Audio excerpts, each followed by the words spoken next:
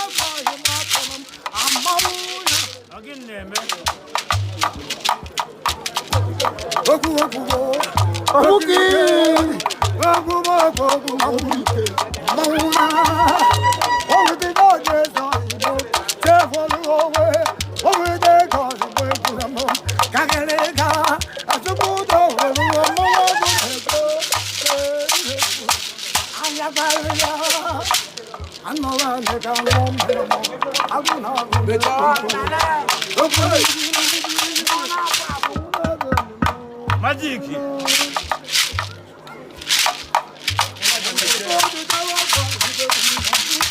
I'm